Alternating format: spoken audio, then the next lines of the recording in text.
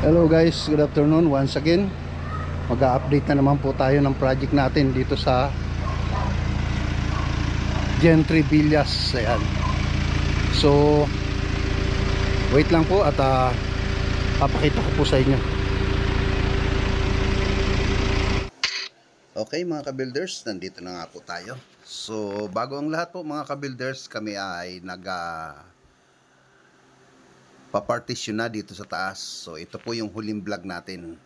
So mga ka-builders, ang pag-uusapan po natin ngayon ay yung mga crack dito po sa unit na ito na aming ginagawa. Alam nyo mga ka-builders, napakarami pong crack ng pader dito po sa unit na ito.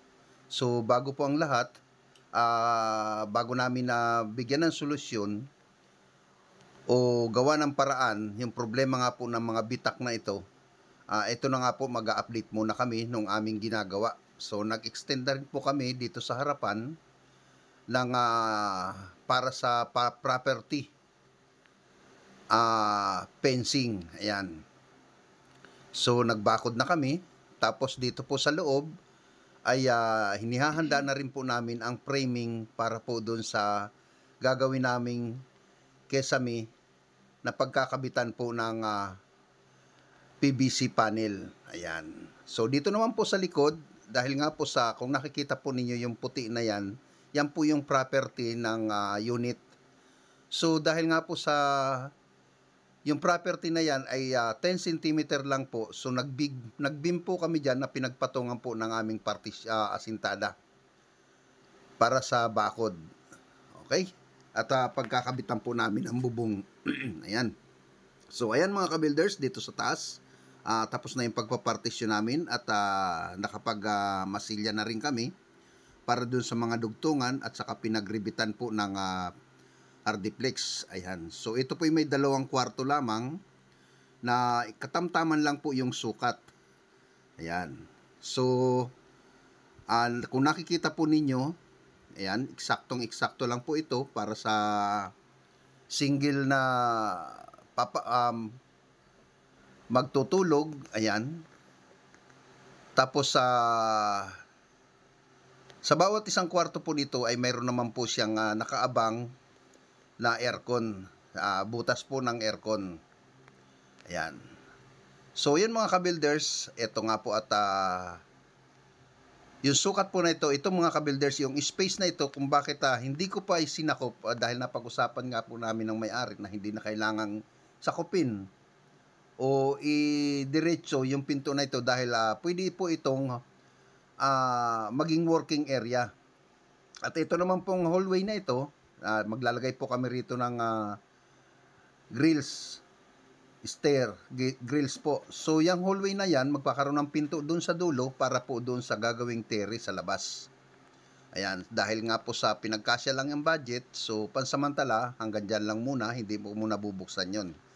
Ayan mga ka-builders, kung nakikita po ninyo, nandito ako sa dulo ng pinaka-hallway.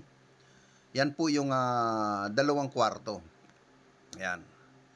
So dito naman sa baba, ayan mga ka-builders, at ready na nga po sa paghahanda po ng pagkakabitan ng framing ng panel, PVC panel. Yun. So ayan, ayos na po siya. Libilado na siya.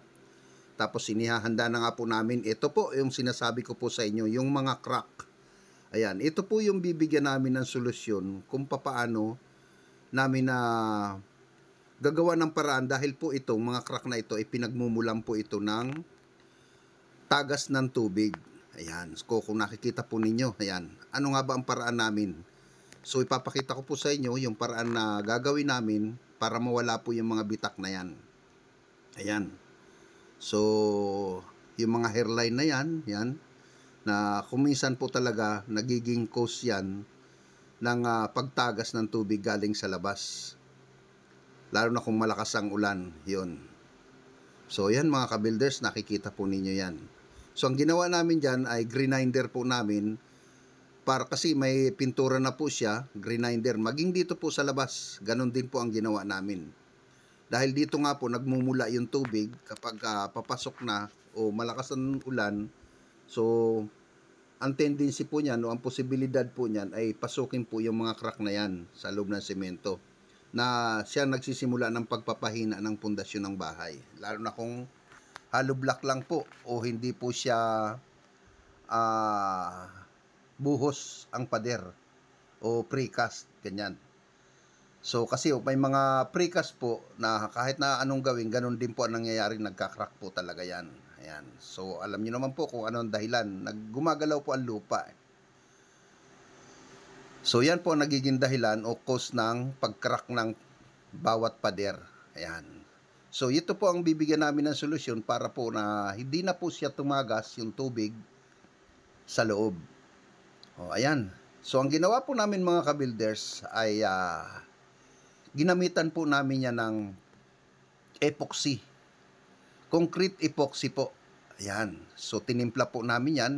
Dalawang klase po yan. Yung isa po niyan ay hardener. Yan. So yan po ang ginamit namin para dito po sa mga bitak na ito. Concrete epoxy po. So kapag pumasok na, ang unang ginagawa namin dyan, nililinis muna namin pagkatapos naming grinderin. So lilinisin po muna namin para pumasok po yung epoxy sa loob ng pader. Yan. So kung maaari nga po lamang ay injectable o i-inject yan. Kasi nga po yan, tutulo rin yan kahit anong mangyari. So ang ginagawa namin, pinapatigas namin ng bahagya, tapos ipapahid namin para po, yun ang maging simula. Tapos pagka natuyo na po, lilihain po namin yan at saka namin mamasilyahan. Kasi kung hindi po lilihain, hindi po kakapit yung masilya dyan. Kailangan magaspang. Gumaspang siya ng bahagya. Ayun. So ito na nga po, nag-primer na kami, nagpintura na kami rito sa loob dahil nga po sa ganun ang ginawa namin, minasilyahan namin at saka ginamitan namin ng epoxy yung mga bitak. So ito na nga po, nag-pintura na kami ng primer. Ayan. So ito po mga ka-builders, mula nung nag-upload tayo, nung huling upload natin, ito po yung mga update na ginawa natin sa loob ng ilang araw. Ayan.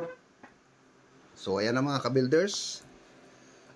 Yung kulay po nito mga ka-builders ay halos isang kulay lang. So nagkakaroon lang siya ng faded color sa kesame. Dahil po dito sa bandang ibaba o sa mga wall po, ang ginamit po natin dyan ay tool white. Ayan. So halos pinatay lang po ng bahagya yung kulay na puti. Halos nagkulay lang tayo ng bahagya doon para mawala yung pinakaputi niya. Ayan. So dito naman po sa labas, ito na nga po. Ito yung pinakabakod niya. Ayan. So naglagay na tayo ng poste. Ayan. Para nang sa ganun po, itong labas na ito, pagka okay na siya, lilihain na at saka magbububong. So ito na rin yung pinakahagdan niya.